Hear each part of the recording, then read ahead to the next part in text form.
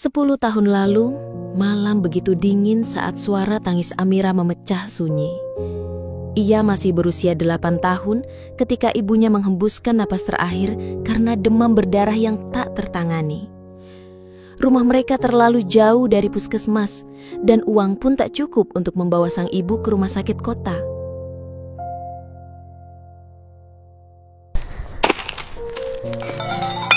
Sejak malam itu, Pak Raji berubah.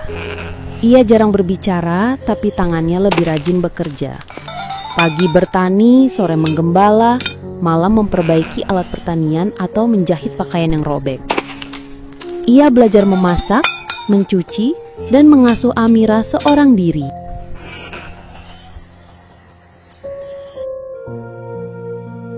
Pak Raji tak pernah menangis di depan anaknya.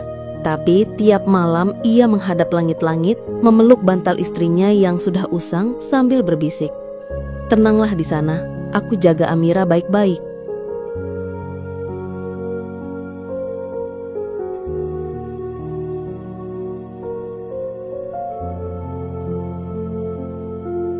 Amira tumbuh jadi gadis pendiam tapi cerdas. Ia rajin membaca buku dari perpustakaan sekolah dan selalu masuk 3 besar.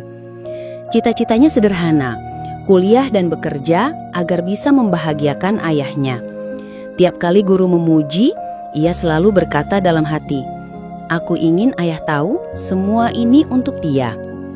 Ketika pengumuman SNMPTN tiba dan namanya tercantum sebagai mahasiswa baru di Universitas Negeri Jakarta, ia memeluk Pak Raji sambil menangis gembira. Tapi di balik senyum bapaknya tersembunyi satu hal. Biayanya dari mana? Namun Pak Raji tak mau anaknya tahu. Ia hanya menjawab, "Kamu lanjut nak, uang bisa dicari, ilmu jangan disia-siakan." Tak ada sawah yang cukup menghasilkan, maka Pak Raji menjadi buruh angkut di pasar induk, mulai jam 2 pagi hingga 7 pagi. Siangnya ia bertani. Sorenya membantu bengkel motor milik tetangga. Ia menyembunyikan lelahnya dengan senyum.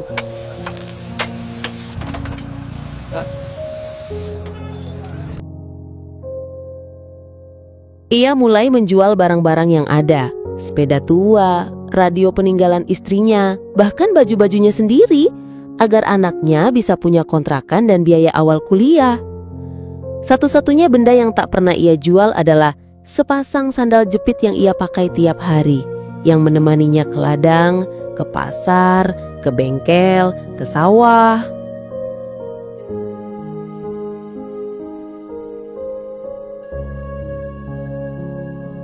Amira mulai curiga ketika tak ada kabar dari ayahnya selama beberapa hari.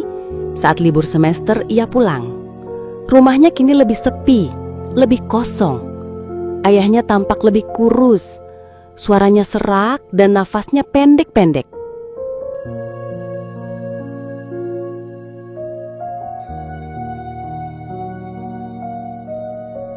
Di kamar, Amira menemukan sebuah totak sepatu usang. Di dalamnya ada banyak surat-surat, bukti pembayaran kuliah, transfer bulanan, dan satu buku kecil yang ditulis tangan. Amira mungkin tak tahu betapa bapak ingin melihat dia pakai toga. Tapi kalaupun bapak pergi duluan, semoga Amira tahu ini bukan perjuangan yang sia-sia.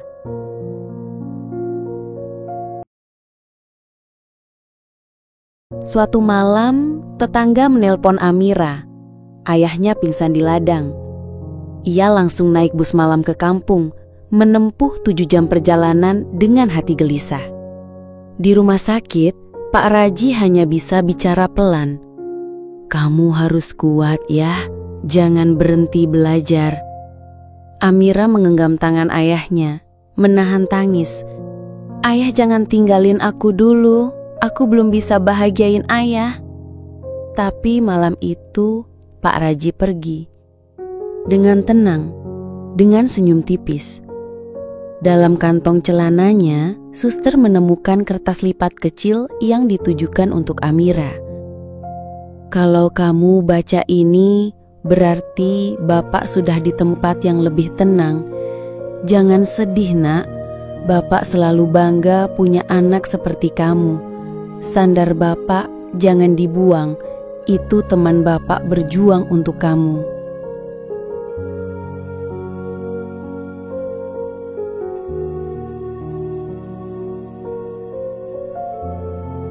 Hari wisuda tiba. Amira berdiri di podium, memegang gulungan ijazah dan sepasang sandal jepit di tangan kirinya.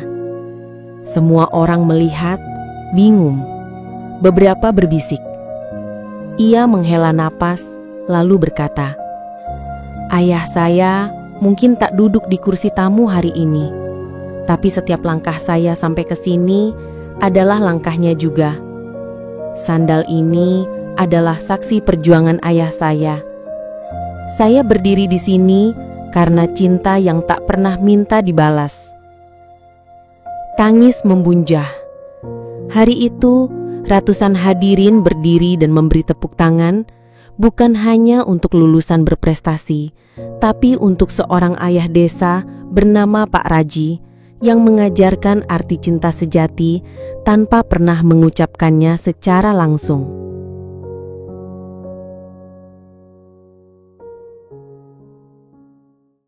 Terima kasih sudah menonton. Jangan lupa like, komen, dan subscribe.